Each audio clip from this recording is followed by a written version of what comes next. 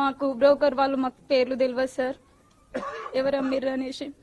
ఇంకెవరైనా ఉన్నారమ్మా మాట్లాడాలి? రండి తల్లి, రా తల్లి, రా నువ్వు ఏడుస్తే కాదు ఇక్కడ రా.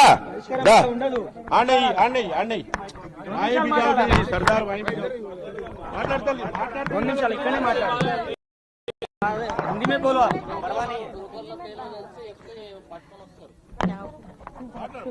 बात करो मैं दो बात है क्या इसमें?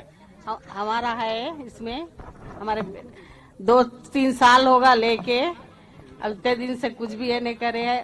क्या बोलते सो हाइड्रा है वो है ये बोल के बोल रहे. इतने दिन से क्या कर रहे थे? मीटर दिए, डेनिश लैंड दिए, सब करे. कहीं क्यों ऐसा फिर अब ये कर रहे? बच्चे इतने मेहनत से बनाए हमारे, हमारे बच्चे इतनी मेहनत करके बनाए, तोड़ते कहाँ से लाएंगे उतना पैसा? गरीब इंसान चीजा वो ये रख के बनाए सो है, कहाँ से करते बताओ? आइन टाइम पे ऐसा करे तो इतनी आबादी हो तक क्या कर रहे थे? जब कितनी आबादी हो रही कैसा ये घर करते हैं? क्या आपके कुछ भी ऐसा बने लोग ये नहीं है, तुम्हारे को कोई भी नहीं बने इतने सालों से आप लोगों को कैसा बन रहा वहाँ पे, कैसा है करना बोल के आपसे यही गुजार तो कैसा बोला.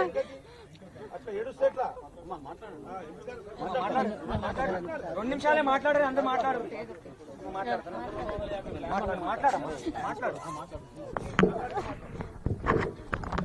అందరికీ నమస్తే సార్. మేము చాలా పిల్లలము, చిన్న పిల్లలు ఉన్నారు సార్. మాకు బంగారం బ్యాంక్ లో పెట్టి ఇల్లులు కట్టుకొని జాగాలు కొనుక్కున్నాం సార్. మస్తు చిన్న పిల్లలు ఉన్నారు మాకు. మీరు ఇప్పుడు వచ్చి అన్ని కులగొడతాము, మీరు ఎక్కడ పోతారో పోర్రి, తెల్లందాకా మా భర్తలు పనికి పోయినాక వస్తే పిల్లల్ని పట్టుకొని మేము ఎటు పోతాం సార్? ఆ జాగాలు కొన్న అప్పులు కూడా తీరలేదు సార్. మేము రూపాయి రోడ్ల మీద కూరగాయలు అమ్ముకుంటాం సార్. మాకు ఏ అధికారం వచ్చి చేస్తుండు సార్? ఎవరు కొన్నారో తెలియదు, ఏదో తక్కువకు వస్తుంది కదా, మీ మధ్య తరగతి వాళ్ళమని తక్కువ పైసలు కొనుక్కున్నాం సార్. ఎవరు అమ్మిరో తెలియదు, ఏం తెలియదు, ఏదో పేరుకి రిజిస్ట్రేషన్ అని చేసిర్రు, అవి ఆన్లైన్ లో చూపిస్తలేవు, పట్టీలు లేవు, ప్రాపర్టీ ట్యాక్సులు లేవు, వాటికి ఏదో రిజిస్ట్రేషన్ అంటే రిజిస్ట్రేషన్ అని చేసిర్రు. వాళ్ళు ఏం చేస్తుర్రు అర్థమైతలేదు సార్. మధ్య తరగతి వాళ్ళు ఏం చెప్పినా వీళ్ళు తలకాయలు ఊపుతారు అనుకుంటారు కావచ్చు సార్. ఏ రకంగా ఏ అధికారికి చెప్పుకుంటే మా బాధలు తీరుతాయి సార్? తెల్లందాకా పిల్లల్ని పట్టుకొని పిచ్చోళ్ళు లేకున్నాం సార్ రోడ్ల పొంటి. ఈడికే నాడదాకా పోలీసులు ఏ చేసి వచ్చి ఎటు కూడా కొడుతుందో అని దాకా కట్టిన వాళ్ళకి ఏ బాధ లేదు అంటారు. ఎందుకు లేదు సార్? ఒక్క రోజు కంటి నిండా మంచిగా నిద్రపోతలేము, ఎప్పుడు ఏది వస్తుందో అని తెలిసి. అందరం మార్కెట్ లో చేసుకునేటోళ్ళమే సార్. రోజు కూలీలు ఉన్నారు, ఇళ్లలో పని చేసుకునేటోళ్ళు ఉన్నారు, ఆటో డ్రైవర్లు ఉన్నారు, ముస్లిం సోదరులు అందరూ ఎన్ని రకాలుగా కష్టపడితే మధ్య తరగతికి ఒక ఇల్లు వస్తుంది సార్. ఇల్లు అనేది అందరికీ ఒక అల. లక్షలు పెట్టి మేము కొనుక్కోగలే శ్రోమత ఉంటుందా సార్? మాకు ఏదో తక్కువకు వస్తుంది కదా అని అందరం ఎగబడ్డందుకు మొత్తం అన్యాయం చేస్తారు సార్ మమ్మల్ని. చెప్పుకోలేక బాధపడలేదు.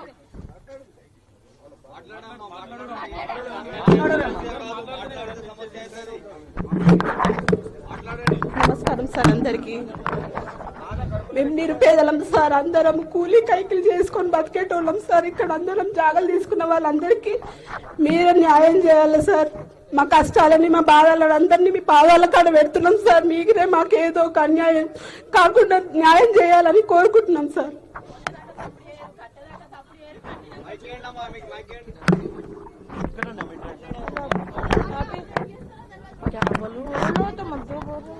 हेलो अस्सलाम वालेकुम। यहाँ पर जो है सो जो मुश्किल में है लोग, हिंदू मुसलमान पूरे मुश्किल में है। हर मेहनत करके रोजी रोटी कमा के एक किराए का घर नहीं है बल्कि जाती घर ले रहे लोग। दुनिया की मुसीबत कर करके बच्चों को खाना नहीं, पानी नहीं, क्या नहीं, दिन भर 2-2, 4-4 घंटे बर्तन धो के घरों में काम करके तरकारियां बेच के हर चीज कर दे। सुबह 6 बजे लोग आए, बिस्तर में से भी नहीं उठे लोग।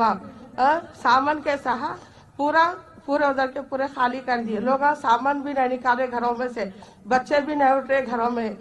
सुबह 6 बजे आके से तकलीफ दिए तो आगे वाला दुनिया का परेशान हो रहा, फिर उसका हल कैसा होना क्या है सब देखते रह गए। कल सारा दिन शाम तक पुलिस मिलिट्री के पूरे लोग आ गए। शाम तक कल उतने घरा गए तो भी कोई क्या नहीं बोले। अब जो भी है घरा उन लोगों के भी अच्छा करो, जो भी है गरीबों की मदद करना आप लोगों का फर्ज है। आप लोग बड़े हैं, हम देखो अभी भी आज काम छोड़ के आपके सामने आके बैठे, हमारी तकलीफ आप लोगों को सुना रहे। अच्छा है बुरा है, जिसका मर्द लंगा है, जिसका मर्द अच्छा है बुरा है, उनने भी औरत कमा के घर ली, कई को किराया नहीं निकलता बोल के आज हम आपकी परेशानी देखने हम आपको बर्दाश्त नहीं हो रहा। जो भी आप लोग बड़े हैं साहब, आप लोग हमारी मदद करना चाहिए बस।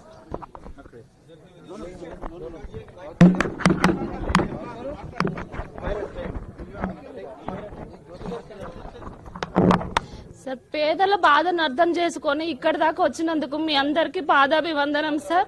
మేము 3 ఏళ్ళు అవుతుంది సార్ జాగా తీసుకొని. ఆ 3 ఏళ్ల తర్వాత రిజిస్ట్రేషన్ అయ్యింది. రిజిస్ట్రేషన్ పైసలు కట్టించుకుంది గవర్నమెంటే. మాకు మీటర్ వచ్చింది, మీటర్ పైసలు తీసుకుంది గవర్నమెంటే.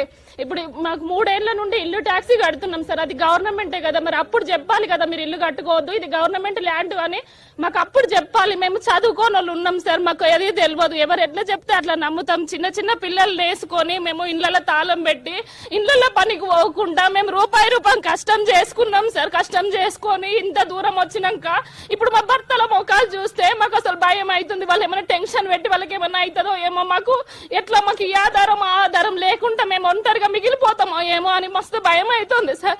మా ప్రాబ్లం మీద మీరు ఎట్లయినా చేసి మాకు న్యాయం జరిగేటట్టు చేయండి సార్. ఇవన్నీ కట్టించుకుంది గవర్నమెంట్. ఇది పురావస్తు శాఖ అయినప్పుడు ఒక ఇల్లు కట్టినప్పుడు ఎంఆర్ఓ వస్తారు, వాళ్ళు పెద్ద పెద్ద లీడర్స్ వస్తారు సార్. వచ్చినప్పుడు వాళ్ళు మీరు తొందరగా కట్టుకోండి అమ్మా, మీరు కట్టుకొని మీరు ఇంట్లోకి వచ్చేసేయండి, మీకు ఏ ప్రాబ్లం ఉండదని వాళ్ళు ఎట్లా ఏ రకంగా చెప్తారు సార్. ఇది గవర్నమెంట్ ల్యాండ్, మరి మీరు కట్టుకోవద్దు, మీకు ఎప్పటికైనా ప్రాబ్లం అవుతుంది అని చెప్పాలి కదా. మేము 50 గజాలు సార్ 20 లక్షలు పెట్టి తీసుకున్నాం. అది ఎక్కడ తక్కువ, 20 లక్షలు తక్కువనైనా సరే 100 గజాలకి 50 లక్షలు అవుతుంది. ఇప్పుడు మాకు ఏమంతా తక్కువ వచ్చింది ఏదో, కాకపోతే మార్కెట్ కి దగ్గర ఉంది, మాకు పనులకు దగ్గర ఉంది, మేము పనులు చేసుకుంటే బతికేటోళ్ళం, మా పిల్లలు స్కూళ్లకు దగ్గర ఉంది అని ఒక్క ఆలోచనతో మేము ఇక్కడ తీసుకున్నాం. కానీ మాకు పైసలు కూడా ఏమంతా తక్కువ రాలేదు సార్. రిజిస్ట్రేషన్ కి 50 గజాలకు 1,20,000. మరి గవర్నమెంట్ ఏ రకంగా తీసుకుంటది? ఇది గవర్నమెంట్ అయినప్పుడు గవర్నమెంట్ ఏ రకంగా తీసుకుంటారు సార్? మాకు అది ఒక్కటి చెప్పండి మీరు అంతే. ఇది గవర్నమెంట్ ల్యాండ్, ఇది గవర్నమెంట్ అయినప్పుడు మాకు ఏ రకంగా తీసుకుంటారు సార్?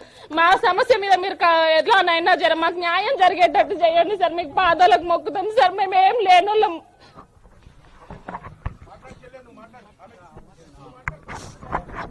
సార్ మాకు ఊరి దగ్గర కూడా ఇల్లు లేదు సార్, అది కరీంనగర్ డిస్టిక్. మామయ్య చెట్ల పడి చనిపోతే రోడ్ మీద వేసుకొని 3 రోజులు ఉన్నాం మేము. ఇక్కడ కూడా మాకు ఇల్లు వచ్చినాయి అని చెప్పి కూలగొట్టేసారు. మీకు తెలుసు అది విషయం. రసమయ బాలకిషన్ చేపల గుడిసెలు ఇక్కడికి వచ్చినాక ఇప్పుడు మేము 10 years అవుతుంది సార్. వీళ్ళు తీసుకున్నాక కూడా మేము అడిగినప్పటికైనా ఇది గవర్నమెంట్ గా ఎట్లా అని అడిగితే ఏం ప్రాబ్లం లేదు, మీకు ఏం ప్రాబ్లం లేదు, మీరు కట్టుకోండి అని చెప్పి హామీ ఇచ్చారు సార్. ఒక 2-3 సార్లు కూడా వీళ్ళు వచ్చారు. వాళ్ళు వచ్చినప్పుడు కూడా మరి ఇది గవర్నమెంట్ ల్యాండ్ మీరు కట్టుకోకూరు అని చెప్పినా కూడా మేము కట్టుకోపోదు. మా పెళ్ళైన నుండి మాకు సొంత ఇల్లు కూడా లేదు సార్. మా మామయ్య చనిపోతే రోడ్ మీద వేసుకొని ఉన్నాం మేము. ఏదో వీళ్ళని నమ్మి మేము ముంగట అడిగేసినాం సార్. అంతా బంగారం ఇట్లా అంతా అమ్ముకున్నవి ఏం లేదు. గవర్నమెంట్ అయినప్పుడు మాకు మీటర్ ఎందుకు ఇవ్వాలి సార్? రిజిస్ట్రేషన్ ఎందుకు ఇవ్వాలి? 1,18,000 పెట్టి రిజిస్ట్రేషన్ చేయించుకున్నారు. 50 గజాలకు 18 లక్షలు తీసుకున్నారు మా దగ్గర. అప్పుడు లేదా గవర్నమెంట్? నిన్న లేవక ముందుకే ఇంటి ముందుకు వచ్చి నిలబడ్డారు సార్. అప్పుడు అమ్మిన వాళ్ళు ఎవరు లేరు సార్. ఏమన్నా అంటే మా పేర్లు చెప్పొద్దని మాట్లాడుతున్నారు. ఎవరికి చెప్తాం సార్ మేము?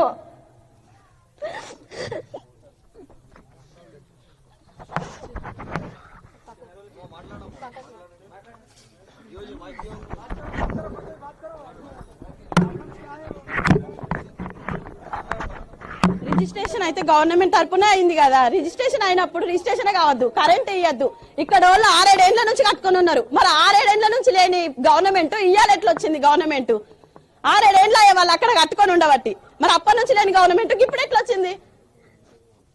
కట్టుకున్న కాంపౌండ్ వాళ్ళ కాంచి 2-2 లక్షలు 3-3 లక్షలు పెట్టి అప్పు ఇచ్చి కాంపౌండ్ వాళ్ళు కట్టుకున్నారు. కాంపౌండ్ వాళ్ళు కాంచి కూల కొట్టి ఇవాళ కంచెలు వేసిపోతారు. మరి మేము అందరం ఎట్లా? అప్పు వేసి చిన్న పిల్లలు, 2 ఆడపిల్లలు, అమ్మ లేదు నాన్న లేదు, ఎవరు లేరు. బంగారం మమ్మీ కొనుక్కుంది 50 గజాలు మా చెల్లె. ఇవ్వాలా ఇప్పుడు ఆ గవర్నమెంట్? ఇన్ని రోజులు నేను గవర్నమెంట్ ఇవ్వాలి, ఎక్కడి నుంచి వచ్చింది? పేదల కడుపు కొట్టడానికి వచ్చింది గవర్నమెంట్, పేదల కడుపు కొట్టడానికి వచ్చింది మరి గవర్నమెంట్.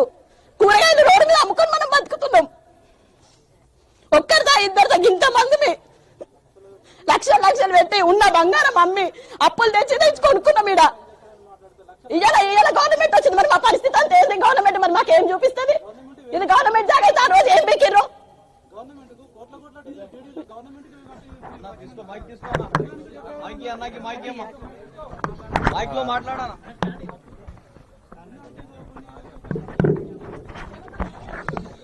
అన్న ఎవరిని కదిలించినా వాళ్ళ ఇంట్లో ఒక శవం డెడ్ బాడీ ఉన్నట్టే వాళ్ళ బాధ. అంతే కదా తల్లి, అంతే కదా. మన ఇంట్లో కోల్పోయినంత బాధలు ఉన్నాం. కాబట్టి అన్న మీరు దయచేసి దీని విషయంలో ఇంకా పూర్తిగా సమగ్ర దర్యాప్తు చేయాలన్నా, డీప్గా పోవాలి. అసలు ఈ దొంగలు ఎవరు, దీన్ని ఎట్లా అమ్ముకున్నారు, అసలు వాళ్ళకి ఏ విధంగా వచ్చింది, ఈ బ్రోకర్లు ఎవరు, ఎవరెవరు అమ్ముకున్నారు, అసలు మూలకారకులు ఎమ్మెల్యే కానీ ఎవరు కానీ మంత్రి కానీ అప్పుడున్నటువంటి ఎవరిని వదిలే ప్రసక్తి చూస్తున్నారు. అంతా కరీంనగర్ జిల్లా, సిద్దిపేట, వరంగల్, అక్కడికి వెళ్ళి మారుమూల ప్రాంతాలకు వెళ్ళి వచ్చిన వాళ్ళన్నా ఏదో తక్కువ ధరకు వచ్చింది కదా. తక్కువ ధరకి ఏం లేదు, మీరు పెట్టిన రేటు ఆ రోజు ఎక్కువ రేటే కాకుండా మీకు దగ్గర ఉంటుంది, స్కూల్ దగ్గర ఉంటుంది, ఇక్కడ మార్కెట్ దగ్గర ఉంటుంది అని తీసుకున్నారు అంతే, వేరేది ఏం లేదు. అంతా మోసమే అన్న. ఎవరి కాళ్ళు వాళ్ళు చిన్న చిన్న పీసులు చేసి ఇష్టానుసారం దోసుకున్నారు. కాబట్టి అప్పుడు ఉన్నటువంటి నాయకులు ఎవరైనా కానీ, కార్పొరేటర్ కానీ, ఎమ్మెల్యే కానీ, మంత్రిని కానీ ఎవరిని వదిలిపెట్టే ప్రసక్తి లేదన్నా. మీరు తప్పకుండా దీని విషయంలో వీళ్ళందరూ తీసుకొని ముఖ్యమంత్రి దగ్గరికే పోవాలన్నా. దయచేసి మీ మీద నమ్మకంతో ఈ ప్రజలు ఉంటారు కన్నా, దయచేసి మీరు కొద్దిగా వీళ్ళని ఉద్దేశించి మాట్లాడాలన్న. ఇంకెవరు ఉన్నారు? ఎవరుకోనే మాట్లాడు. తిరుపతి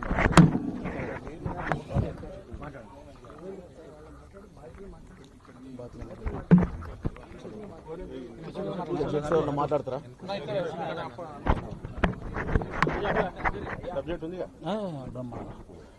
అన్న ఈరోజు చాలా ఒక రకంగా చెప్పాలంటే చాలా మంచి అవకాశం అన్న. మా అన్న ఈటల రాజేందర్ గారు వచ్చిన బాధితుల పక్షాన్ని నిలబడేందుకు ఆయనకు చాలా థ్యాంక్ యూ అన్న. నేను కూడా ఒక బాధితున్నా, నేను ఒక దళితుని. నేను ఇక్కడ ఒక 50 గజాలు కొనుక్కున్నా, అన్నీ తెలుసు. ఇంకోటి ఏంటంటే నేను కూడా ఒక రిపోర్టర్గా పనిచేస్తున్నా, సీనియర్ జర్నలిస్ట్ని. అన్నీ తెలిసి అంటే ఈరోజు అంటే మాకు నిన్న ఎటువంటి అవకాశం లేకుండా అన్న. అంటే కనీసం మా ఇండ్ల నుండి ఇక్కడ పోదాము, లేకపోతే ఎవరైనా చూద్దాము, మనం అందరం ఒక గ్యాదర్ అయ్యి మీడియా వాళ్ళకి చెప్దామంటే కూడా మాకు ఎక్కడికక్కడ కటాఫ్ చేసిరన్న. కానీ వాస్తవంగా ఈరోజు అంటే మాకు ఒక అవకాశం వచ్చింది మీ ముందు చెప్పడానికి, ఒక ఎంపీ గారి ముందు చెప్పడానికి.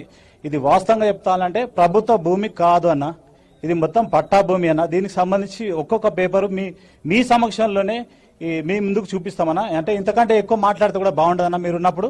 కాకపోతే మీరు ఏం అడిగితే నేను అది చూపిస్తాను. నేను ఒకసారి చూపించింది కూడా మీరు దయచేసి పరిశీలించండి అన్న. ఇక్కడ అందరూ కూడా పేదలు, మా మార్కెట్లో పనిచేసే వాళ్ళన్న, హమాలి పనిచేసి నిన్న కనీసం 2 భార్య భర్తలు పొద్దుగలు లేచి హమాలి పనికి పోయినరు. ఆ హమాలి పనికి పోయి మళ్ళీ వాళ్ళు 11 గంటలకు 12 గంటలకు వస్తే కూడా వాళ్ళని ఇళ్లకు పోనీయలేదన్న.